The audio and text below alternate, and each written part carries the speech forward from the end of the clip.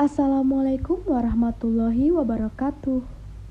Pada kali ini, kami kelompok 6 akan membahas tentang pekerja produktif, praktik keamanan pangan di tempat kerja. Untuk sebelumnya, izinkan saya untuk memperkenalkan anggota kelompok saya. Ada Malik Gafar, Fani Salmawati, Nisa Antasari, Alvina Safira Nafasari, Desma Syafitri, Tita Apriana, Rido Perkasa, Edi Saputra, Agista Nurmalida, dan Hawa Atika Farhana. Halo teman-teman, dalam video ini kita akan membahas tentang kasus praktik keamanan pangan di tempat kerja.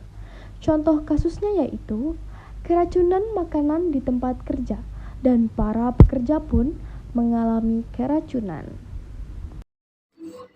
Di sini saya akan menjelaskan data kasus tersebut menurut data BPOM tahun 2016. Indonesia mengalami kasus pencemaran pangan seperti beras palsu dan buah impor berbahaya. Insiden-insiden ini menunjukkan perlunya penanganan makanan yang tidak aman dengan efektif. Namun sistem multilembaga yang ada dapat menghambat kolaborasi dan koordinasi antar lembaga pengawas pangan. Dan berdasarkan dari Sikernas, keracunan makanan di Indonesia dapat disebabkan oleh berbagai faktor seperti kontaminasi bahan kimia, mikroba, dan racun alami. Diperlukan tindakan pemantauan dan pengendalian yang komprehensif untuk mencegahnya. Selanjutnya, yaitu faktor-faktor yang berkontribusi terhadap risiko dan penyebab keracunan makanan pada keamanan pangan penyelenggara makanan bagi pekerja. 1. Penanganan makanan dan praktik kebersihan yang buruk. Penanganan, penyimpanan, dan penyiapan makanan yang tidak tepat dapat menyebabkan kontaminasi dan pertumbuhan bakteri berbahaya. 2. Air dan bahan-bahan yang terkontaminasi. Penggunaan air yang terkontaminasi dalam persiapan makanan dan penggunaan bahan-bahan yang terkontaminasi dapat memasukkan bakteri, virus, atau parasit berbahaya ke dalam makanan. Yang ketiga, kurangnya peraturan dan penegakan keamanan pangan. Peraturan keamanan pangan yang lemah dan penegakan hukum yang tidak memadai berkontribusi terhadap keberadaan makanan yang tidak aman di pasar. Hal ini mencakup kurangnya pelabelan yang tepat, pemeriksaan yang tidak memadai terhadap perusahaan makanan, dan adanya produk makanan palsu atau dipalsukan. Yang keempat, sanitasi dan infrastruktur yang buruk. Fasilitas dan infrastruktur sanitasi yang tidak memadai di tempat usaha makanan, seperti restoran dan pedagang kaki lima, dapat berkontribusi terhadap kontaminasi makanan. Yang kelima, kurangnya kesadaran dan pendidikan. Terbatasnya pengetahuan dan kesadaran tentang praktik keamanan pangan di kalangan konsumen, penjamah makanan, dan produsen makanan dapat menyebabkan praktik penanganan dan konsumsi makanan yang tidak aman.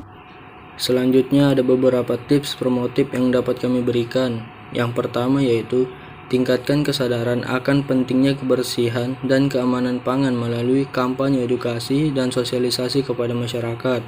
Sosialisasikan praktik-praktik kebersihan yang benar dalam menangani makanan, seperti mencuci tangan sebelum dan setelah menangani makanan, memisahkan makanan mentah dan matang, dan memasak makanan dengan suhu yang tepat.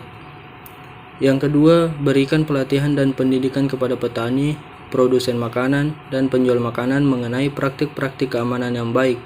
Dorong mereka untuk menerapkan standar kebersihan dan keamanan pangan dalam produksi, pengolahan, dan penanganan makanan.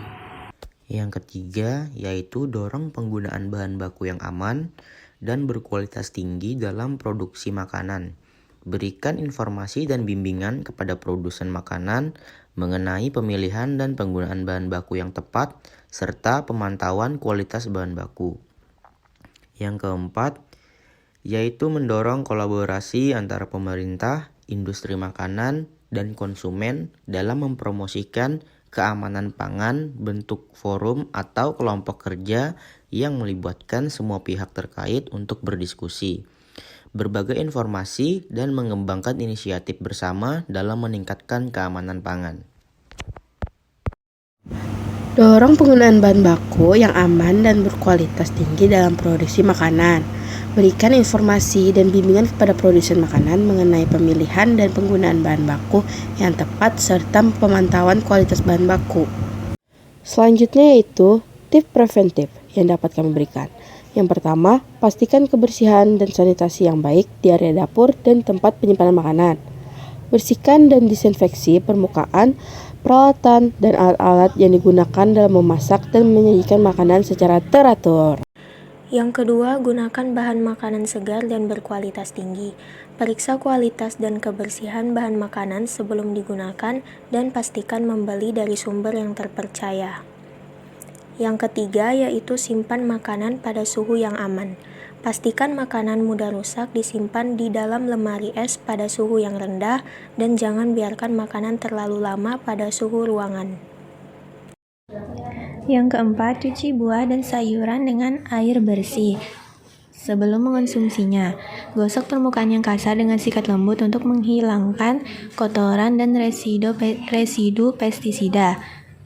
Selanjutnya, yang kelima, perhatikan tanggal kadaluarsa dan kondisi kemasan makanan.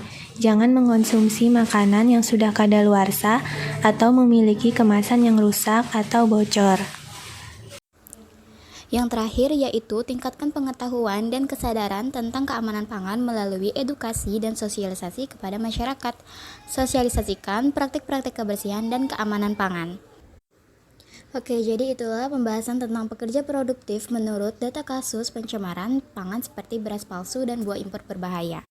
Semoga info ini bermanfaat untuk teman-teman sekalian, dan sekian, terima kasih.